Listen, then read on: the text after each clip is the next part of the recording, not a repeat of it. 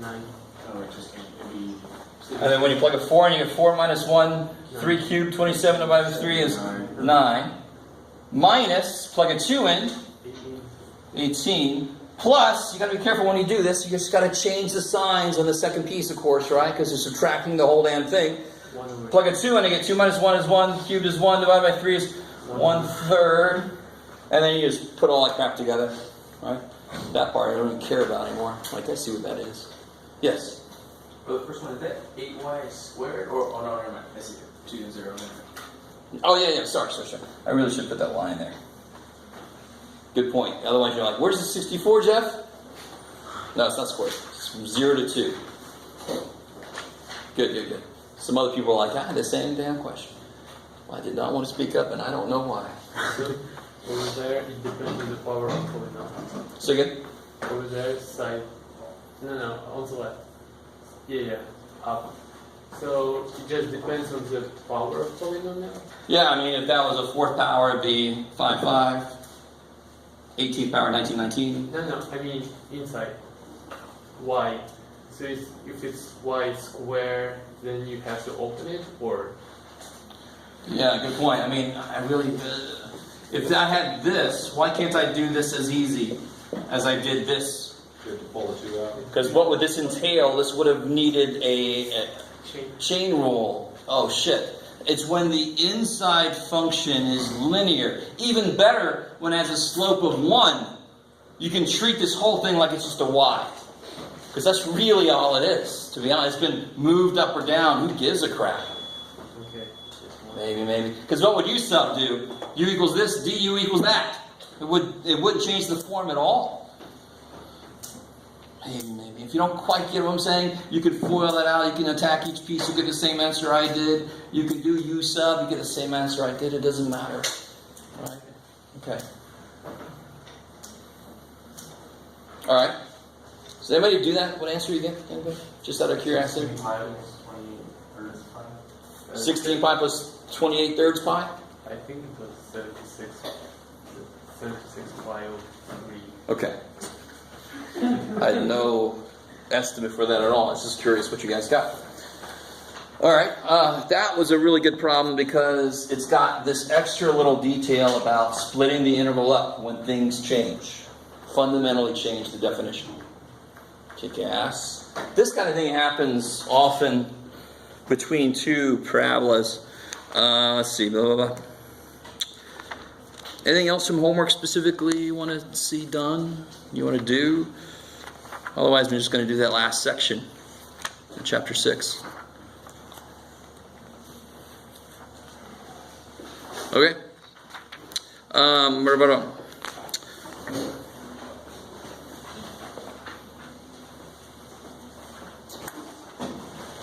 So compared to the rest of chapter 6, the last section is too nice to believe. Let's see if you guys agree with me. I'm going to show you a couple different ways to think about it, what it's trying to do.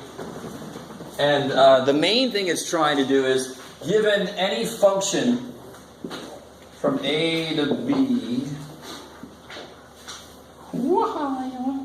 I want to know what the average function value is between those two. Right, so I want to know what's the average height of this function from A to B. So you can kind of guess, but I want to know exactly what it is.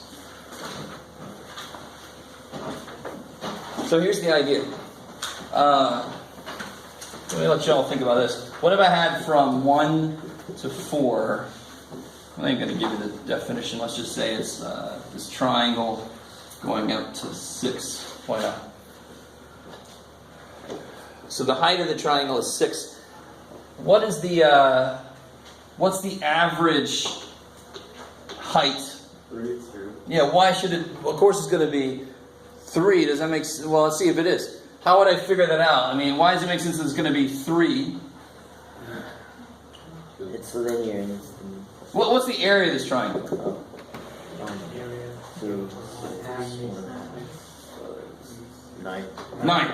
I love it, right? 1/2, 6 is 3 times 3 is 9. Cool. And so, if I evenly distribute, I really want this to make sense. What I'm going to try to do is I'm going to try to make a rectangle out of this. If I evenly distribute that area between 1 and 4, how tall would it be? What would the height have to be so that it ends up having the same area? 3 by 3. Yeah. So then the average height is 3. So if I could take the area, if I could figure out what the area is, and then divide it, distribute it between A and B, the height ends up being the average value. That's exactly the idea. Does that make sense? So I'm trying to, it's almost like a compactor, whatever it is, I'm going to compact it in this little cube and say, there, the height of that cube is the answer. There you go. All right, maybe. So the areas here are the same. This height turns out to be the average value that takes on. Kick ass. Okay, so what about, let's do one more geometrically. What if I had a circle, a semicircle? Let's say it's from 0 to 2. What would its average height be? What's this height here? 2, 1. 1, like, because the radius is 1.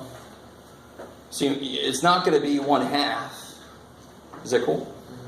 Probably, but how would I do it then? Well, what's the area of this semicircle? What's the radius again? 1. Radius, So the area is pi. And if I take that area and distribute it from 0 to 2, what do I get? Pi divided by 2 minus 0, I get pi over 2. So the average height of this circle is pi divided by 2. Whoa. Doesn't seem right, does it? You say, oh, I forgot. Why can't that be right? What told me that's not right? I left one stupid little thing out. It's only a semicircle. So I left one little thing out. This is 1. Where's pi divided by 2? 1 point. What's pi? About 3. So what's pi divided by 2? About 1.5. So I can't say that the average height's 1.5, right? So I left out cutting that in half. Is that cool? Semicircle. So cut it in half. Take that divided by 2. That makes it a little more. So pi over 4 now fits in between there. Cool. So what way do we have, if I can't do this geometrically, what way, of course, do we have to find the area? Integration, kick ass. I want it to be as quick as if I said find the slope, you take the derivative. Find the area, you take the integral. Kick ass. So how do I do this then? It would be, so here's f of x. What would I do? I first have to do what? Find the area. And that would be integral from a to b. F of x dx. Cool. And then divide that by b minus a. So to clean up a little bit, 1 over b minus a times the integral a to b f of x dx. That's how you find the average height of any function in the universe, is you do this. That's crazy.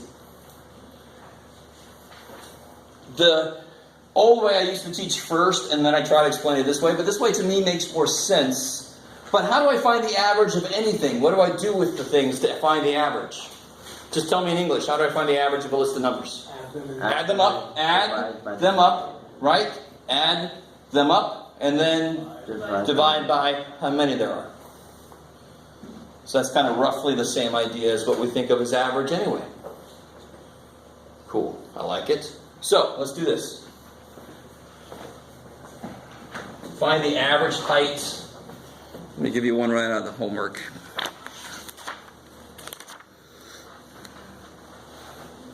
This is section 6.5, by the way. Sure. Find the average height for y equals cube root of x from 1 to 8.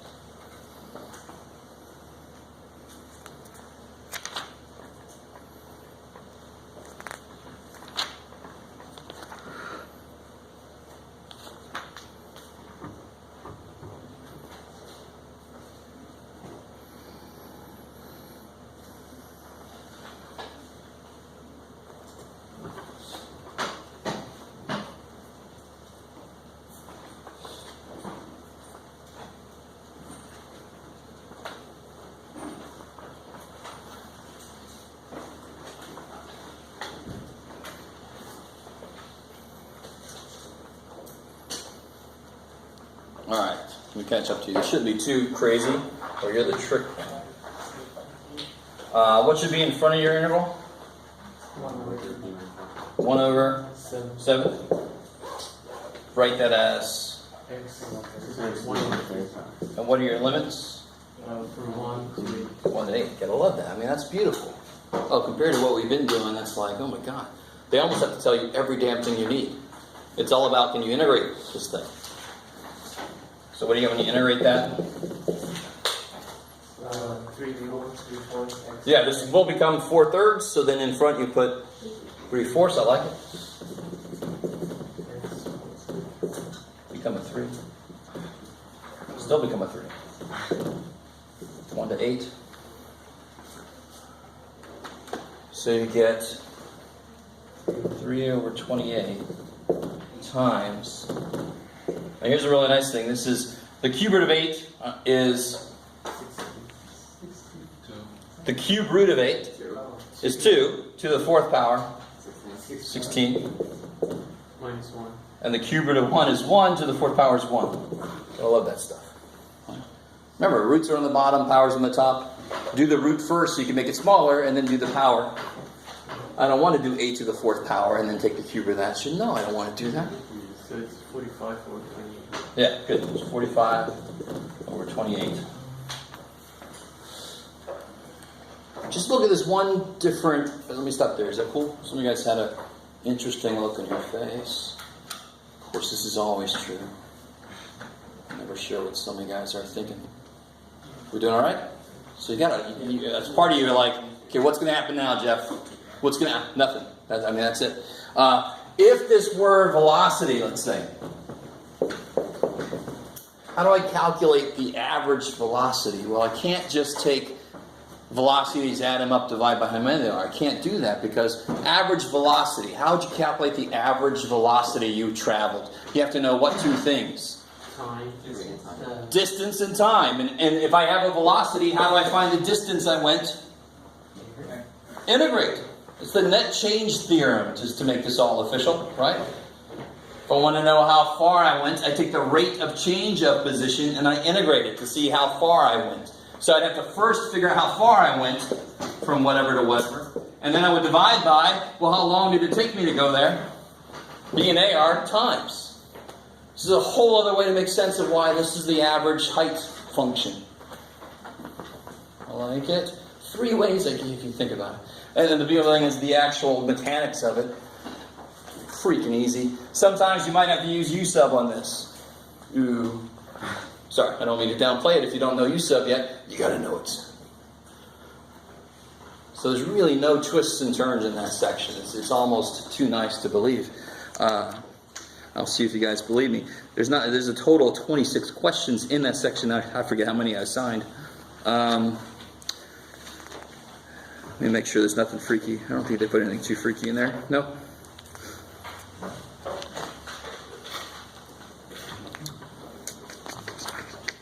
Cool. Well, that's early. Holy crap. Well, that's pretty much all I wanted to talk about today. If there's no questions, so come ready with questions tomorrow. And obviously you'll have questions maybe from the quiz you're going to take. We'll have questions. Good. Please, dear God. I live off of those.